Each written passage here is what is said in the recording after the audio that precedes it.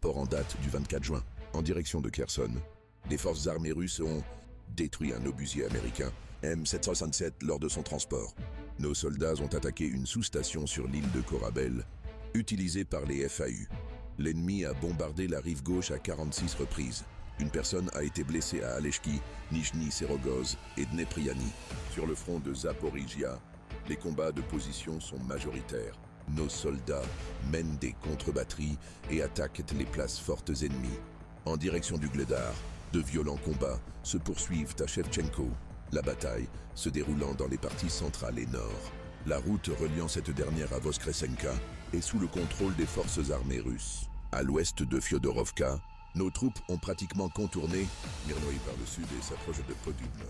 Au nord de la route M15, les forces armées russes prennent d'assaut Yalta et s'approchent des abords de Zirka.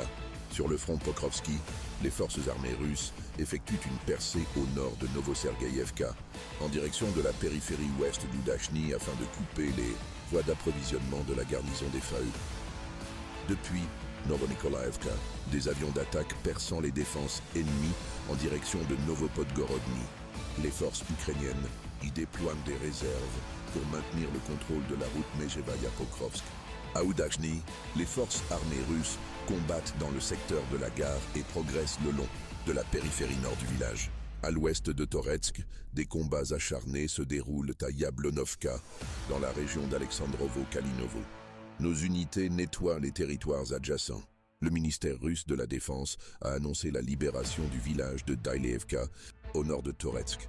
Les forces armées russes doivent maintenant libérer Belaya, Gora et Alexandro-Shultino, les derniers villages avant Konstantinovka.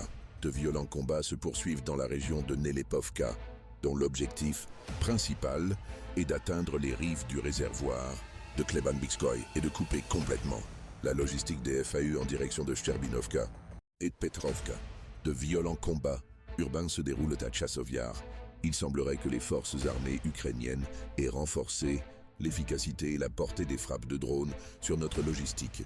Les forces armées russes attaquent également activement la logistique des forces armées ukrainiennes. En direction de Seversk, une bataille acharnée pour Serebrianka se déroule dans la partie ouest de Verkhnekamenskoye. La situation s'est intensifiée au sud-ouest de Seversk. Des succès tactiques sont enregistrés dans la région de Fyodorovka. En direction de Krasnoliman, l'ennemi a contre-attaqué depuis Novimir, mais sans succès. Les forces armées russes se sont rapprochées de ce village et se rapprochent de Glushchenkovo. Des succès ont été enregistrés dans les batailles de Karpovka et de Zelenaya Dolina, où les forces armées ukrainiennes lancent des contre-attaques depuis Chandrigolovo. En direction de Kupiansk et Kharkov, il n'y a eu aucune nouvelle de la direction de Kupiansk au cours des dernières 24 heures. À Kharkov, des batailles de position se déroulent dans la région de Volchansk et Liptsi, sans changement dans le LBS. Dans le secteur de Soumy, les forces armées russes ont repoussé plusieurs attaques dans la région de Tyotkino et de Novi Put. Selon les données du terrain, les FAO ont déployé d'importantes réserves pour stopper notre offensive dans la région de Yunakovka. Au cours des dernières 24 heures, l'ennemi a contre-attaqué plus de 10 fois et a réussi à stabiliser pratiquement la ligne de front. Au cours de la nuit, les forces de défense aériennes ont détruit 20 drones ukrainiens dans 6 régions. Dans la région de Moscou, un drone a frappé un immeuble, blessant une personne. Dans la journée, 18 autres drones ont été interceptés dans 6 régions. Dans la région de Belgorod, 4 personnes ont été blessées et une a été tuée. En Crimée, les forces armées ukrainiennes ont lancé une frappe de missiles sur les positions des forces spéciales Navaleste Hispaniola sans faire de victimes. Les forces aérospatiales russes ont mené des frappes nocturnes contre des cibles militaires dans 7 régions d'Ukraine. Dans la région d'Odessa, elles ont attaqué une usine portuaire. Dans plusieurs régions, elles ont attaqué des systèmes de défense aérienne et des infrastructures militaires. Dans la journée, des missiles Iskander ont touché les ateliers de l'usine Yuzhmash à Dniepropetrovsk et de l'usine Hermès à Kramatorsk. Info géopolitique.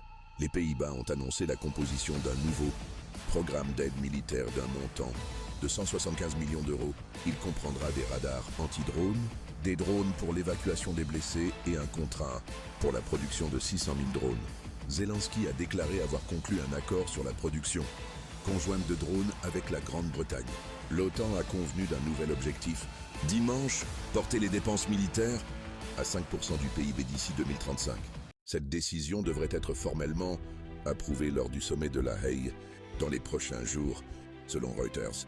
Cependant, l'Espagne a refusé de se conformer à cette exigence. Le Premier ministre Pedro Sánchez a déclaré « Nous respectons le souhait des autres pays d'augmenter leurs dépenses de défense, mais nous ne le ferons pas nous-mêmes. » Selon l'Alliance, l'Espagne a consacré 1,24% de son PIB à la défense en 2024, soit le niveau le plus bas de l'OTAN. Sánchez a promis de relever la barre à 2,1% maximum, pas plus. Sinon, selon lui, l'Espagne devra réduire les retraites ou augmenter les impôts. Trump a réagi vivement. L'Espagne devrait payer comme tout le monde. Elle est connue depuis longtemps pour ses faibles dépenses. Voici à quoi est devenu le 1217e jour du SVO. Conclusion globale. Le 3 derniers jours de l'opération militaire spéciale montrent une dynamique claire. Les forces russes progressent méthodiquement sur plusieurs fronts critiques. Que ce soit à Ougledar, Pokrovsk ou Toretsk, la pression s'intensifie sur les défenses ukrainiennes. Pendant ce temps, les frappes nocturnes rappellent que la guerre n'est pas seulement au front. Elle se joue aussi dans les arrières et les centres logistiques ennemis. L'aide occidentale ne cesse d'affluer, mais face à une stratégie russe de plus en plus agressive et coordonnée, Kiev peine à stabiliser ses lignes. Chaque jour qui passe redessine le champ de bataille. Et peut-être l'avenir géopolitique de toute la région. Restez connectés car la situation évolue rapidement et chaque détail compte dans cette guerre d'endurance.